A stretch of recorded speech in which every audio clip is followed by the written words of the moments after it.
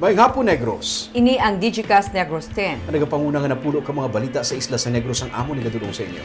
Updin ninyo kami via Facebook, YouTube, kag sa KCAT Channel 11. Kag sa bumabatian nyo kami live sa FM station nga 91.1 FMR Bacolod. Kagyan ng top 10 nga mga balita sa Negros, subong nga adlaw.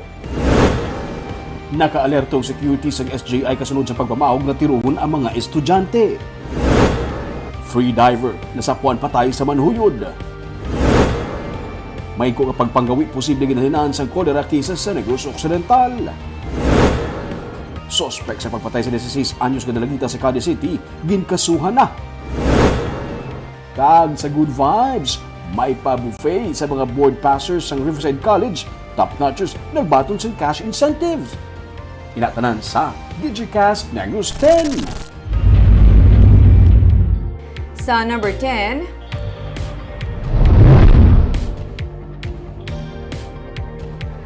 construction sang Bacolod Express Service Office ginapaabot nga masugdan na tukod sa mall sa bulan sang Enero. Sini nga Disyembre ginapaabot matapos ang bidding para sa construction sang Beso Satellite Offices sa 3rd floor sang Ayala Mall, Capital Central. Ginalauman ni Mayor Albi Benitez nga sa sini nga bulan kung tani masugdan ang construction santo sa pagbukas sang one-stop shop regular processing of business permit kada Enero tubtub Marso. Digital system ang luyag mapatuman sang alkalde sa idalom sang e-governance agud mapadasig ang transaction, transparent kag mapaiway ang korupsyon. Gani dapat man mag-comply kag adapt sa sistema ang local kag national agencies nga tukuron sang satellite office sa mall. So, naka-training naman sila sa e-governance, kapila na mag-training ng MI. So, they have to comply. May bigaan na sila tiyempo to transition. Unlike sa iban nga ready na. Pero sooner or later, yan ang manduan din sila.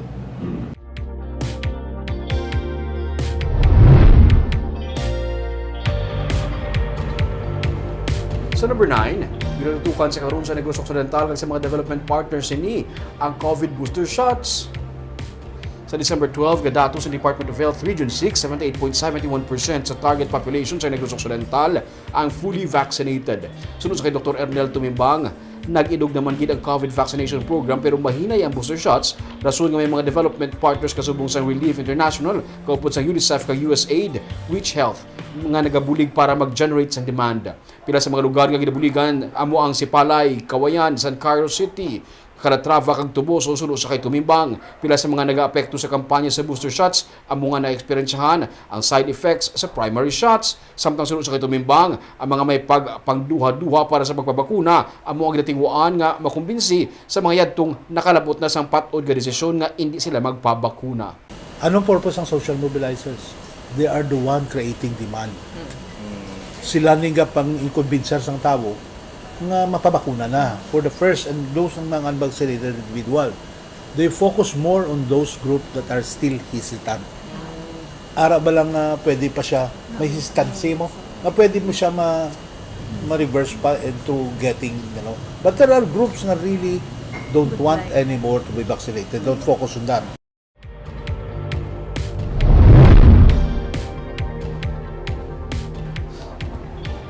Sa number 8, personal nga pagsinalayo. Ini ang isa sa ginalantaw kabangdanan sa cholera cases sa Negros Occidental. Sunod kay Provincial Health Officer Dr. Ernel Tumimbang, ilaman ginpadangat sa World Health Organization ang sitwasyon angot sa kolera sa probinsya.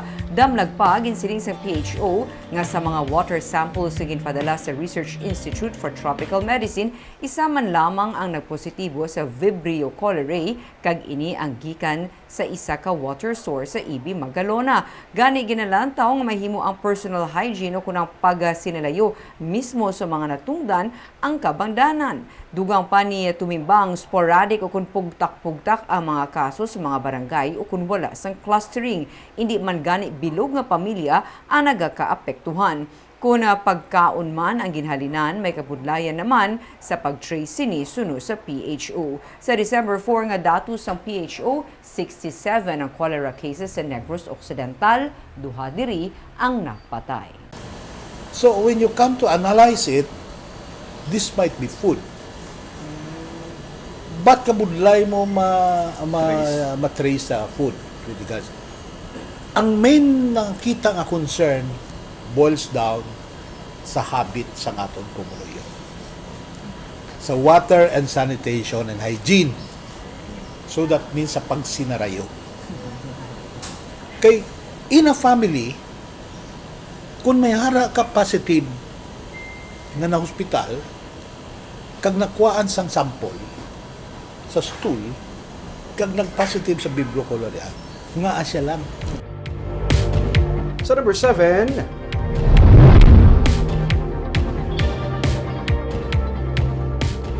blank wall. Ini sa gihapon sa karon nga ginapakatubang sa National Bureau of Investigation, ini may angon sa kaso nga pagpatay sa provincial consultant nga si Marton Cue.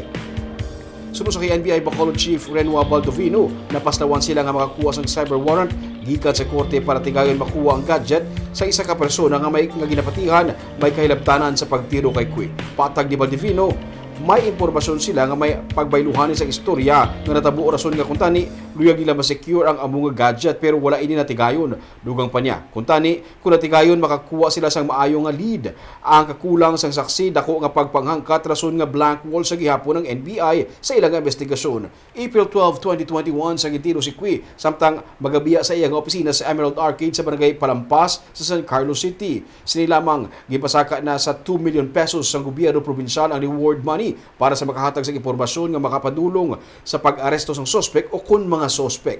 Sunod sa kay Baldovino, ang reward money dapat mahatag kung matigayon ang successful nga prosecution sang kaso. Nagserbi nga provincial consultant na on hospital operations si Cue. Nagserbi man siya nga chief of staff ni Anay Representative Jules Ledesma.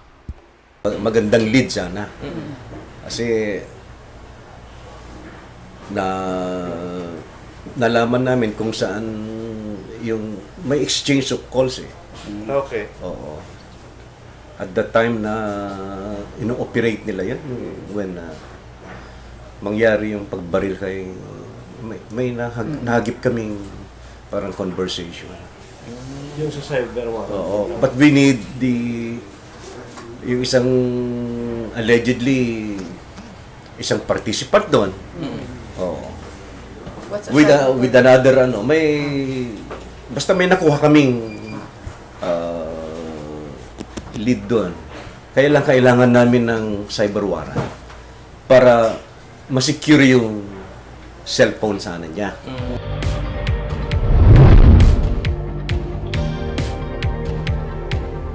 Sa number 6, sa Victoria City, menor de edad ginbuno bangod sang pagpangimon. Pilason ng 17 anyos nga lalaki matapos ini ginbuno kahapon sa duha ka persona sa Barangay 8 sa Victoria City. Sa investigasyon sa PNP, nagaistoryahanay lang ang biktima kag iya sininobya sang hinali mag-abot ang stepbrother kag himata sang babayi. Didto kag gilayon nila ginbuno ang solterito sa iya si Chan kag likod. Gilayon man gindala sa ospital ang biktima agud mabulong. Isa sa ginalantaw karon sa PNP nga motibo amo ang pagpangimon. Isa ka anggulo abi nga ginalantaw sa nga pulis amo nga may gusto man ang suspect sa iya sini nga stepsister.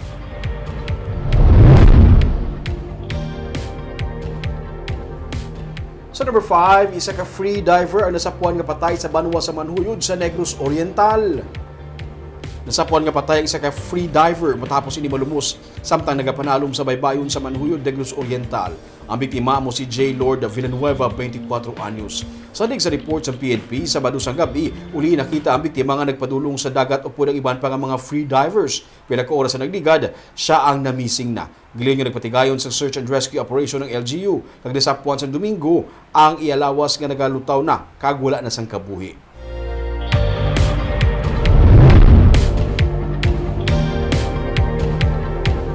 Sa number 4, pagbalik pagbaligya sang RTW kalabanan diri mga ukay-ukay aprobado sa Konseho sang Bacolod sa Enero 1. Pasugtan sa konseho nga makabaligya liwat ang katapos ng RTW and the Retailers of Metro Bacolod Incorporated sa Dalan Araneta, Gonzaga, kag Araneta, Luzuriaga sa Enero 1. Sunod kay Councilor Celia Flor, ang pamuno sa Committee on Markets and Slaughterhouse, masami nagapanirado ang mga baligyaan sa among lugar kung New Year's Day. Amo nga unanimously approved man sang konseho ang hinyo sang maggagmay nga negosyante. Naanda naman sang kadamaan nga mga bumalakal ang magkadto sa mga baligyaan sang ukay-ukay nga ginagtukod sa atubang mismo sang daan nga City Hall sang syudad. Mag-issue man sang special permit ang syudad para sa ila.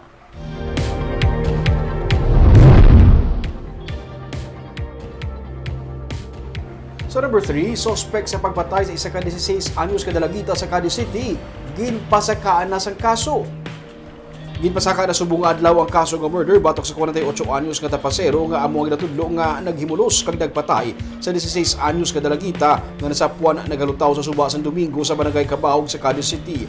Kaso nga rape agin fireman batok sa suspect nga karon detained sa Cadiz PNP. Lamlag pa, ginpahayag ni Lieutenant Colonel Hill John Despi nga ang suspect amo ang ginatudlo sang isa ka witness kag nakita man ini sa iya balay nga duguon nga kutsilyo nga iya mahimong gamit sa pagpatay sa minor de edad. Halos 4.5 ka kilometro ang kalayuon sang balay sang suspect sa biktima kag masami ini ang ginaagyan sa minor de edad sulo sa pulis. Ginulat pa sang kapulisan sa karon ang resulta sa autopsy sa bangkay sa minor de edad. Sa number 2, issuean sang Extended Provisional Authority ang ginahinyo sang transport group nga ma-release aguto mapahaganhagan ang kakulang sang jeep karon nga Disyembre. Humalin pa sa nagligad nga sinemana nga nagaproseso sang ilang mga requirements sa Bacolod City Administrator's Office ang katapos ang S-Tone para sa Extended Provisional Authority. Suno kay June Asis ang Secretary General sang grupo, hinyo nila sa syudad kag Land Transportation Franchising and Regulatory Board nga kuntani masugda ng pag-release sa mga PA agud bisan paano mapahaganahagan ang kakulang sang depasahero nga salakyan ilabi na kun gabi. Hindi man abi malipod sunod sa iya nga madamo sa mga pasahero ang iyawan hulat sa masakyan nga jeep bangod maiwat ang nagabiyahe nga jeep sa danan. Pinagi sa Extended Provisional Authority ginalauman sa katapos ng transport sector nga mabuhinan ang kabalaka sa mga driver kag operator sa traditional nga jeepney kung may regular nga road inspection sa dalanon ang katapos ang Land Transportation Office. Tubtub karon padayon ang validations ng city administrators sa mga requirement nga nasubmit sa transport sector. Sa Enero ginapaabot ang issuance ng PA sa LTFRB para sa traditional nga jeepney. Sang pag nagidya nga aton mga salakyan daw kakulang, ay tungod sang programa, bala nga silang implement na. Kaya ang matang iba, wala na yan nagpakayos ang nasalakyan, kung wala naman nag-restro. Nagduwa-duwa na bali. Oo, nagduwa-duwa na lang, siling nila, magasto pa kami. Sige. Ibutang na lang sa igad. Kaya mo nisubong nagkakuan sila, restro naman nila. Kaya ang 500, mapagwa na nga daan. Hindi nga mga sinimana, kung pwede, ay parang isunod na lang na yung iban. Kag sa numero 1 sa mga balita, subong adlaw.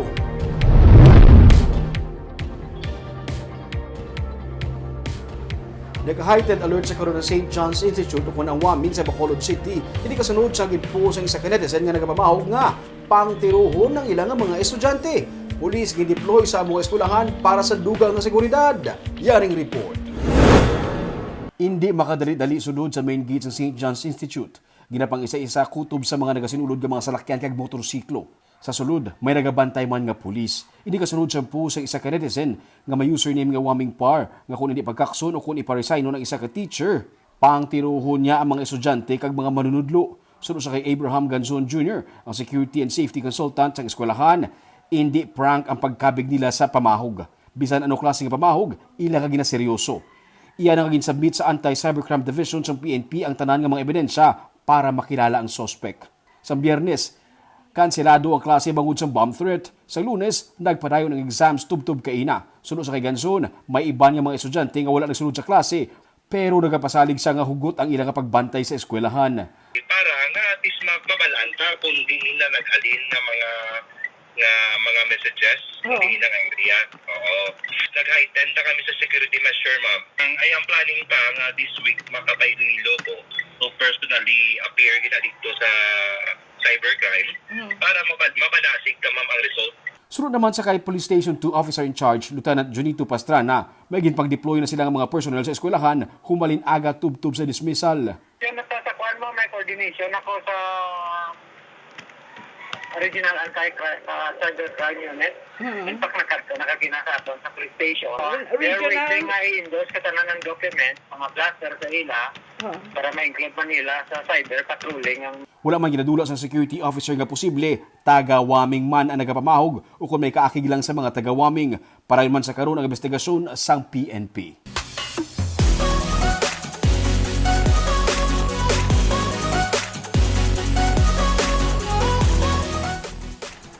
Sa Good Vibes, may pa-buffet ang Riverside College sa tanan nila nga mga board passers. Nagbato naman sang cash incentive ang mga top-notchers sa board gikan sa eskwelahan. May report si Romeo Subaldo. Napuno sa mga board passers, faculty kag staff sa Riverside College ang ining aside ang isa kakilala nga buffet restaurant sa Bacolod City. Ang iban sa ila, malawig nga wala makakit-aray matapos mag-graduate.